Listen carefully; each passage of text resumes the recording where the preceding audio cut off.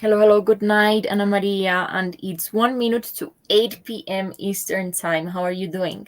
I'm doing great. I'm very excited that we've kept these live events every single day of this week. Um, Yes, yes, it has been like one of those 1 week challenge to do something, continuously every single day, continue, build up the discipline.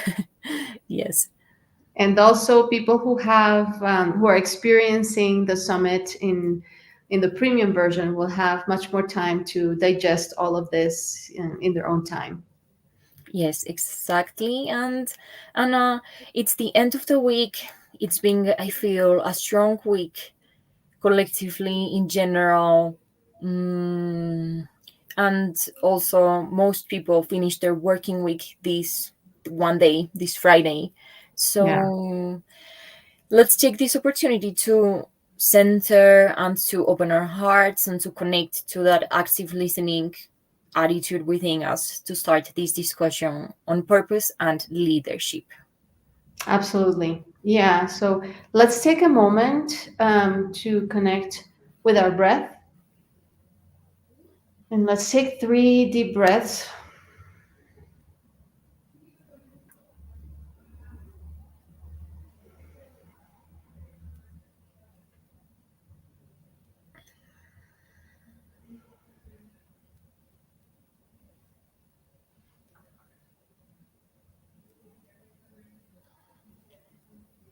And as we connect with ourselves this evening, we can feel that breathing deeply helps us relax and come into this present moment, leaving our worries, our tasks, even the weight of the week or the day, putting it to the side and feeling the freshness of this moment.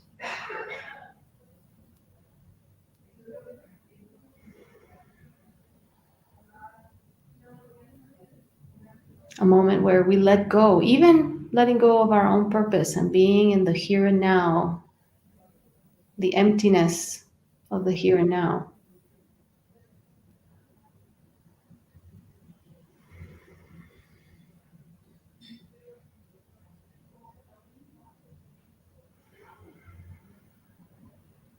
And reminding us ourselves that when we center, we are doing this not only for ourselves, but for the energetic field around us, within us, that will impact every people we meet,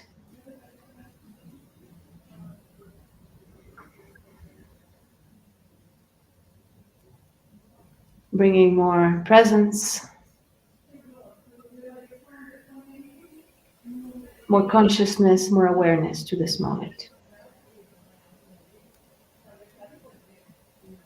And as we center here, we can visualize that going on a journey. Perhaps it's a pilgrimage, as one of our sages refers to leadership as a pilgrimage.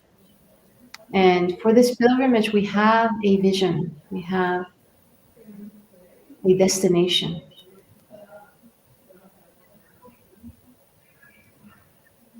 And we start the journey of step by step approaching our vision with a sense of commitment and also in relationship with everything around us. We realize that this pilgrimage, we cannot do it alone. So, who is with us?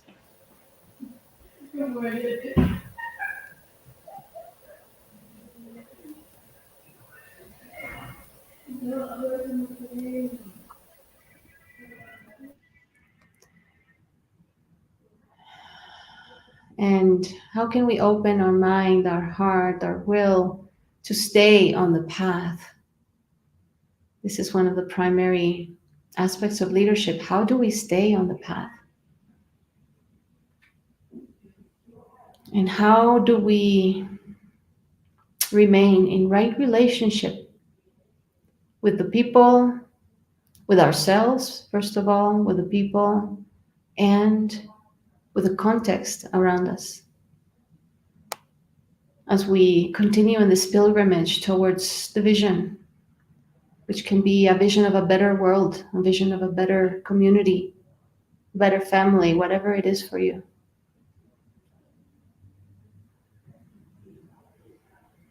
And let's experience that creative tension of having a vision, having a purpose, and being in complete respect with how things are right now.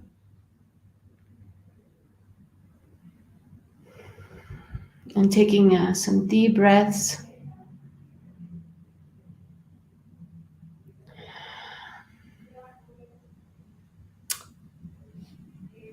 and slowly coming back, opening our eyes.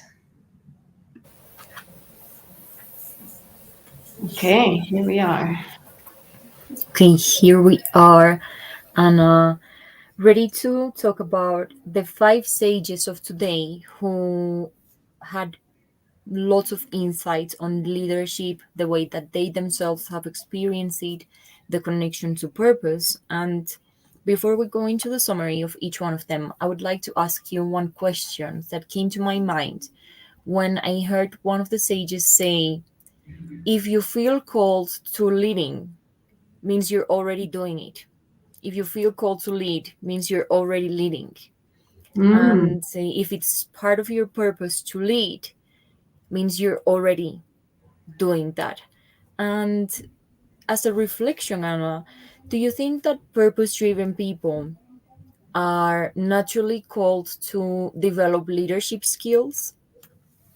yes, that's my own personal belief. Mm, Because when you have a vision, you know, purpose and vision are, as Manuel Manga says, they're cousins. I like yes. that. They're cousins.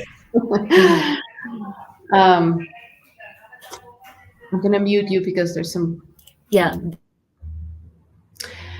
um, when you have a vision, it's usually something you cannot do alone. And so naturally, you are asked by your vision to involve other people. And that exercise of involving others, guess what it's called? It's called leadership. It's enrolling others into your vision, asking for support, in some cases, hiring for support. But whatever it is, you are playing a leadership role, and that sets you on a path. That pilgrimage that Cynthia talks about, you know, where you have a destination, you want to arrive somewhere. And in some visions, you might never really arrive per se because the vision is so big, but in some others, you do arrive, you know, because you have a creative vision, let's say, of doing something very specific by a certain date, creating a certain impact. And that is an act of leadership. And you know, the more you set goals and milestones in this way and you go on that journey and try yourself out, what are your strengths, what are the areas you have to develop, then this is the lifelong process of developing yourself as a leader.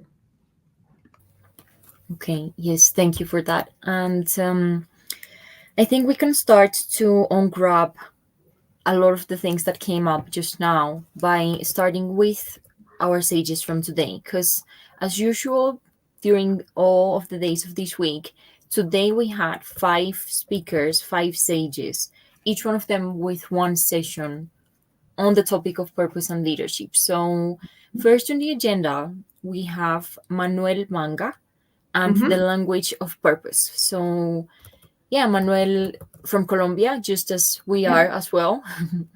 And he lives What in would the you like? US. And he lives in the U.S. All right, so he's a fellow Colombian living in the U.S. And what would you like to highlight from Manuel's talk, Anna? Yeah, it's great that he shares his journey so candidly, and he speaks about an existential crisis he had Mm, in one of his jobs where he realized that most leadership theories are there to reinforce the status quo, or at least when he had that crisis. Mm. And he's like, "What am I doing with my life? I need to create leader," because he's always been a trainer, a coach, leadership trainer, and he realized I can't keep doing what I'm doing and reinforcing the status quo, Mm. and that led him on a journey of learning, of finding the tools to create a new leadership model. Hi, Jill. So glad that you enjoyed the sessions today. And so Manuel created his own model called evolutionary leadership, where he has a set of competencies and ideas and structures around how to foster that kind of leadership that disrupts the status quo and creates, a sustainable future, the one we all need.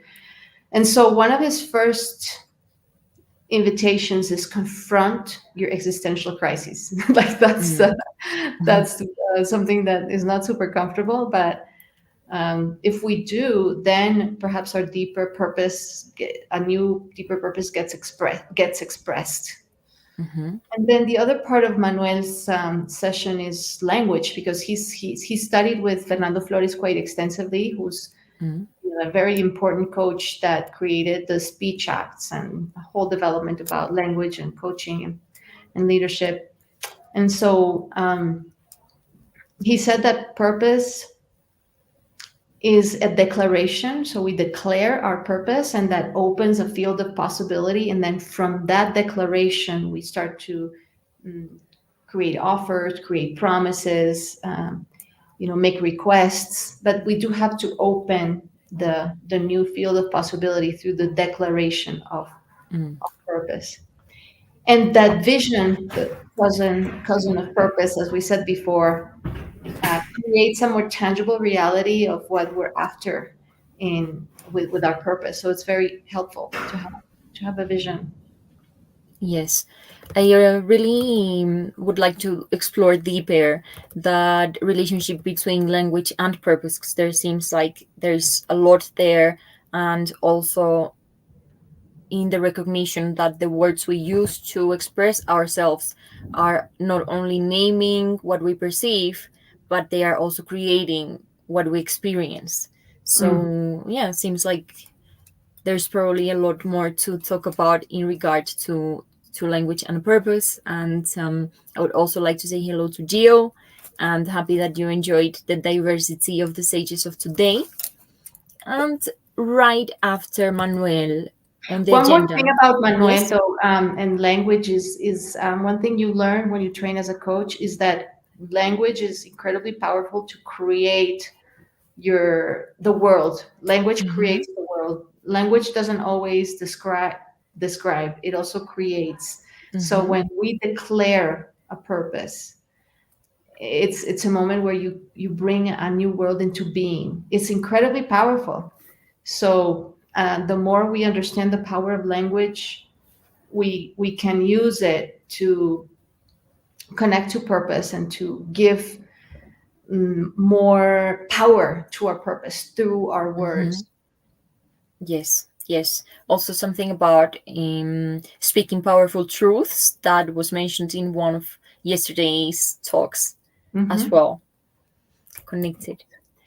Okay, thank you, Anna. Should we continue then with second on the agenda? That would be Susan. Can you Hmm. help me, please, with her last name? You probably have a better knowing of how you pronounce her last name.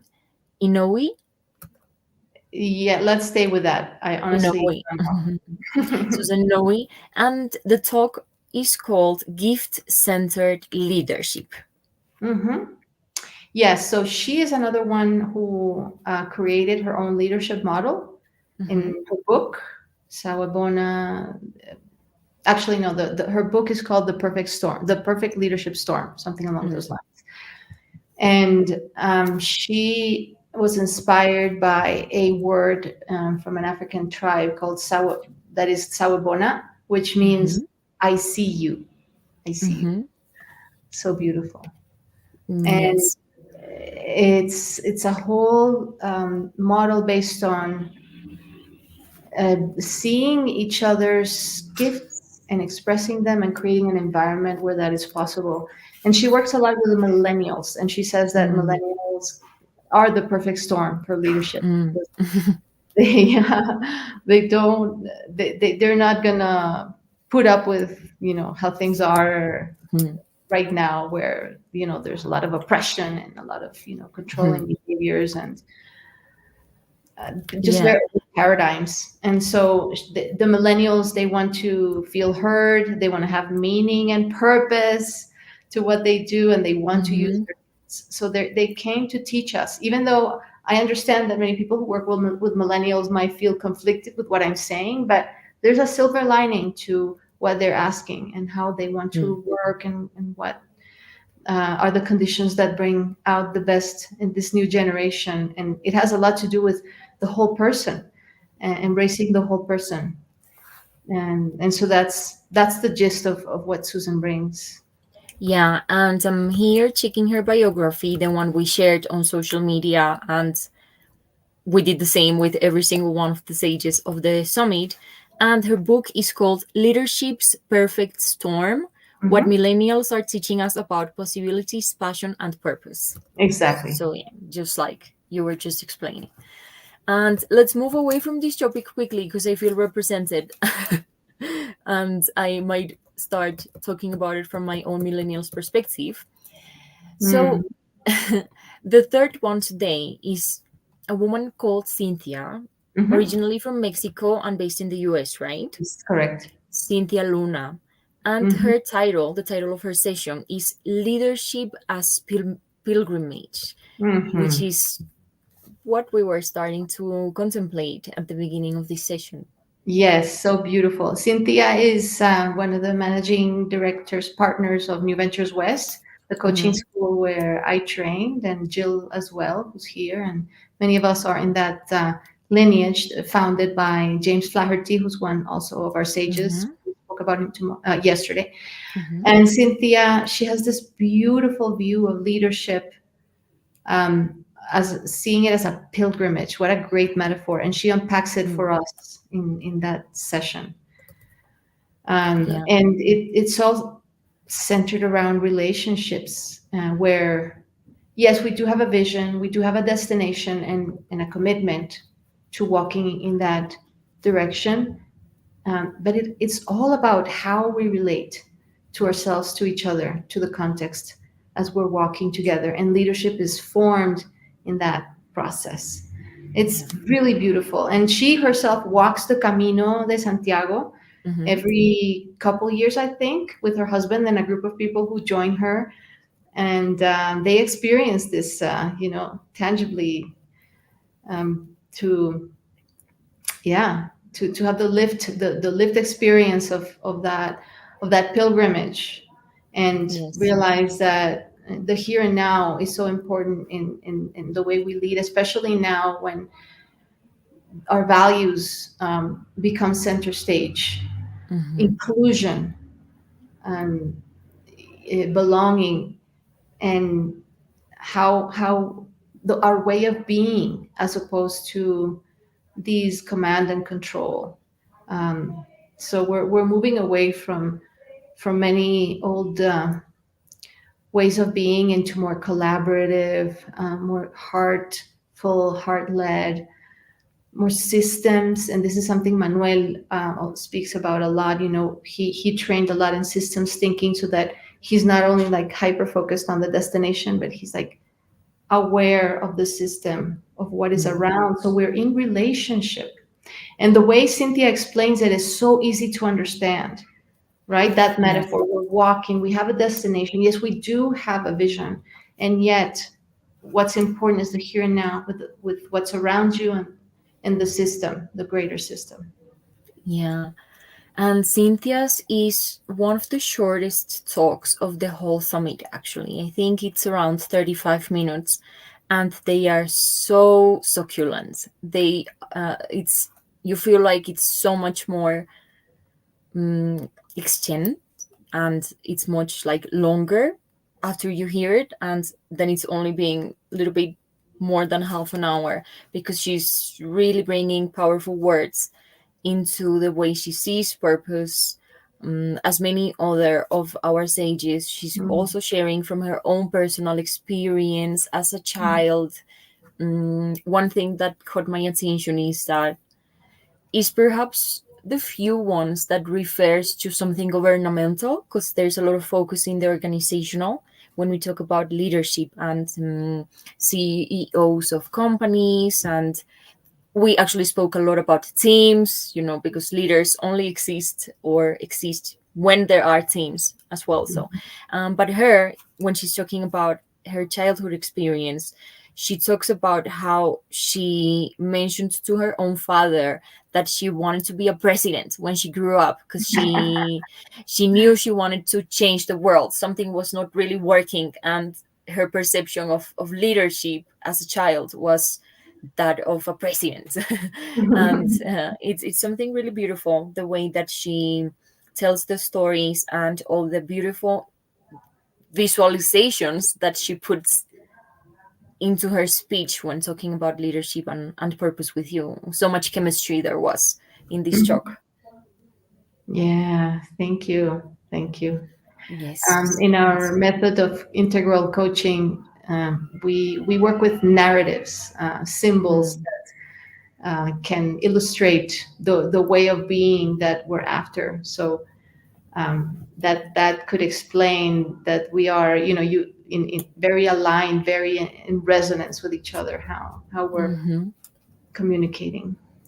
Yes, I really wanted to highlight because it shows through the talk. And should we continue with our fourth from today? And his name is Andre Headstrom. Mm-hmm. Headstrom. And the title of his session is Business with a Big Vision for Humanity. Yeah. Yeah, Yes. I invited Andre because I worked with Sweet Rush. I no longer work there, but I did work with Sweet Rush for a few years, and I saw his leadership of this medium-sized organization, or small. I don't know. It's like 150 people, and there was really purpose at the center. He really walks the talk. Mm. It's not easy, in being in the pressures of the competition and making things happen and moving forward, innovating and winning a lot of prizes, etc. And really, the way that Andre, as a CEO, communicated with the entire team was always so full of heart. He's no longer the CEO. I think he's recently stepped down after like 15 years leading the organization. Um, and also, Andre, as you got to know him, you see that he has this very strong civil rights and philosophical background. So he's like a deeply reflective person, right?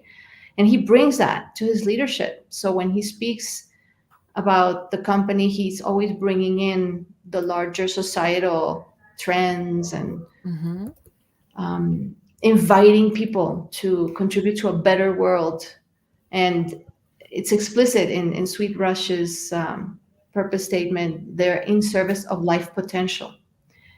And that says a lot, and what Sweet Rush does is directly linked to this purpose statement, because Sweet Rush does learning and development. So they do they create e-learning programs for companies and develop, they create professional development mm, programs, curriculums for whole organizations, and using technology and Mm. being very up to date with the new trends of learning, of Yeah. adult learning. So yeah, I'm very inspired, and I wanted to bring in a case of somebody who's in the field, being a leader.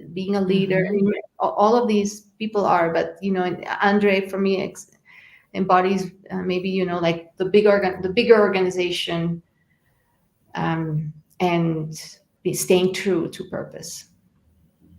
Yes, and about Andre, I got the impression, it was very clear, that he's a very diverse person. He has a wide range of interests, a Yeah. wide range of talents, and his purpose expresses itself through all of these different roles that he has. He is very tech savvy, and Hmm. he is deeply into painting. I remember there were some of his paintings behind him in the room, and the way he speaks about his wife and how they met and how relevant and how much it matters to him, his relationship as a husband. And yeah, like in his talk I could really see him in many of his roles. And in terms of what he was sharing, more conceptually, what I really liked about his vision is that he's really acknowledging the organizational structure of our current society as the fabric of our society. And he's very grounded in the sense that he's proposing that mm, we don't necessarily have to completely change and vanish the system as it is in order to evolve, or nothing like that. He's saying this organizational way of creating teams, working, bringing creations to fruition is the social fabric of our current society. So, how can we actually use it in Yeah. order to bring purpose? How can we really use the business, as Yeah. the title of the session is, with a big vision for humanity? So, I really like that link. Yes, totally. And he really walks the talk. Hmm. He doesn't only speak it. You can see that that's how he shows up as a leader. Yes, wonderful. So thanks to Andre as well for his talk of today. And final in today's agenda, we have Aluba Phoenix Mm. and his talk on leadership that bridges divides. Yes. Yes, another one that has such a personality, right? Yeah, yeah. When I was thinking about his session, what came to mind was the different levels of purpose, where there's no purpose, declared purpose, sole purpose, and unitive purpose. I Hmm. think that Aluba is touching upon unitive purpose from my perspective and Mm. feeling, because I think where he stands as a leader is that we need to unify. We need to bring people together. This is a time where um, we need to bridge those divides, uh, understand that these polarizations are not in our best interest. We need to come together, and the skills he really stresses that leaders today need skills of conflict transformation. Mm. And he refers to leaders that are larger than life, like Nelson Mandela, and Hmm. I don't remember the names of the people behind the Ireland negotiations and whatever happened there, but he saw both countries and both wars and how they were able to create mm, a new vision for their nation. And so he Yeah. saw the kind of leadership that was necessary there. And from my perspective, he's inviting all of us to be that kind of leader at whatever scale that we operate at. We maybe we're not at the head of a state, but in our family, in our community, how can we bridge the divides? How can we bring the people together? Um, because the most important, this he didn't say that, but I read from our conversation that the most important purpose is really unity. Unity is the Mm. most important purpose. Yeah. Yeah, and he's also one of those experience or sages that really speaks through experience as well, because having lived in South Africa, in Ireland, now living in Portugal, having led the experience of war negotiations and post-war context, actually go through him, like pass through him through experience, then he Hmm. awakened this understanding and awareness of purpose in this unitive way. Yeah. And another great perspective he brings is addictions. Mm-hmm. He works a lot with people with addictions, and he says that many of the leaders that come to him have some kind of addiction that he helps them to work through. But he also talks about cultural addictions. It's Mm-hmm. very interesting, the parallel, and how culturally we might be addicted to drama, addicted to conflict, Mm-hmm. addicted to fear, all of these ways that we are programmed, conditioned to behave with each other, and that keep us trapped. And then he cites an ancestral path, I believe it's called boiti, and it's about emancipation from everything that gets in the way of your authenticity and your vision, I Mm-hmm. would, right? And I love that. I love that idea that there's support to emancipate, to get free from everything that disrupts you and what you really are up to. And there's help out there. That's why Mm-hmm. tomorrow we talk about spirituality, because when we have a strong vision, a strong purpose, of course we're going to have obstacles, inner, outer obstacles. How do we stay true and free ourselves from these obstacles so that we keep walking? We keep walking in that pilgrimage towards our purpose and vision. Yes, and perhaps we have not touched upon so many aspects of spirituality that came up during all of the talks today. In a way, every single one of them at some point made a connection to the spirit's realm Yeah. when speaking about purpose and leadership. So it makes me think that obviously we can also link it to yesterday's topic of adult development. When we reach a point of fully knowing that our purpose can only truly be expressed when we are in service to others, when we integrate the knowing of the interconnectedness with nature, with humanity, and we see ourselves existing only because there are others existing too, then that's when leadership also comes in so strongly. What is my relationship here, and what can I do to improve that relationship? And I guess that in a way that it's necessarily calling the individual to go further and do something else and lead, and if that's how we would describe or define leading, no, like going one step further than the rest. Mm-hmm. Yeah, and we'll find that when we have a vision, some kind of vision, Um, first of all, we cannot do it alone, and second of all, it's very likely that others are going to have a similar vision. Some people are going to have a similar vision, so Mm-hmm. that opens the door to collaboration, to doing it together. How can we do it together? And that it makes it all much more joyful, because we can have fun on the way of building something, of walking towards something. And just now, I wanted to correct myself, because when I said walking towards purpose, no, it's walking with purpose towards a vision.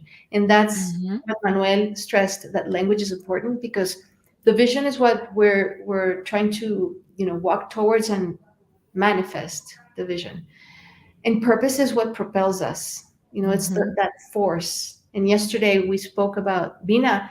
Bina brought us this idea of telos, that sense of directionality. Mm-hmm.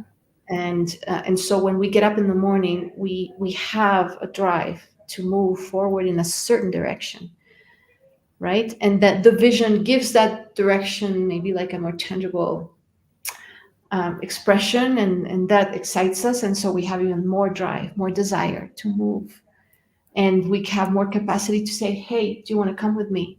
Let's walk together, let's go there.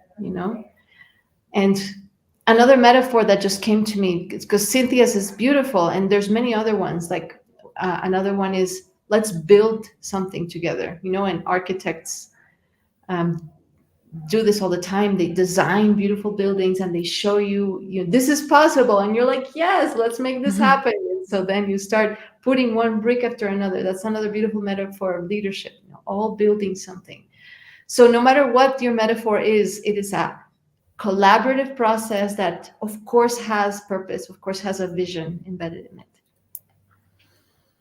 Anna, you as a coach, how do you, or what would you tell people that somehow are afraid of stepping into leadership or into a leading position or putting themselves in a place where they would be categorized as a leader because whatever reason there's something stopping them? What would you tell people who feel like that? I want to acknowledge that my first training in leadership was a long time ago with a school called Landmark Education, and I thought their approach was great, which is think of one project that you want to bring about, and that comes from your heart, comes from your desire to contribute, and it can be anything. It can be as big or small as you want, but it comes from you. So if it's totally new, you can start with inviting people to a special gathering, um, either virtual or face to face, and have a certain conversation. That is an act of leadership. Mm, So you can yeah. start small and start to gain confidence. Or if you are in your community and there's a lot of trash, how about inviting your neighbors to have a couple of hours of picking up the trash? I don't know, it's small, but every time you think of a way to make the world better, or a way of expressing your gifts, because if you're an artist also, inviting others to partake, and that's also an act of leadership, sharing with others something that comes from your heart. Mm. And I say that when you start small, which is what I did, when I took this this course, and I started proving, testing out, how is it for me to invite others into something that I'm creating, what works, what doesn't work, and then by resonance, you attract the right people. And of course, you make mistakes. Hmm. This is important, right? Of course, you're going to get impatient, or whatever you do, or not express something that you needed to express. In my case, it's expressed too much. Um, Oversharing is my oversharing is my passion. It's a friend of mine who says like that. Mhm. Yeah. exactly. I think there's like an enoughness, an enough plate, like Yeah. the right amount. Then that's exactly the learning you needed to have. And and then yes, you might fall down and beat yourself up at the beginning, but then you realize this is the only way I will learn. Hmm. In improvisation, every time you fall down or you do something stupid, everybody claps. They go like, Hmm. great. Hmm. Hmm. And I Yeah. wish in leadership there was a similar ritual, because people are afraid of leading because there's so much shame at not being perfect, Hmm. not doing things perfectly. And I don't think we can be the perfect leader. I think we can have deep intentions, of working on ourselves, of receiving feedback. If there's one skill that I think leaders should have, is be open to feedback. Yeah. Yeah. Surely. Right? Surely. That also reminds me, one of my television mentors who used to say, if you have never done something ridiculous, then you have never done television. It's like you have to go there and you have to be sure that at some point you do something that it's quite ridiculous. I Then agree. you have done television, yeah.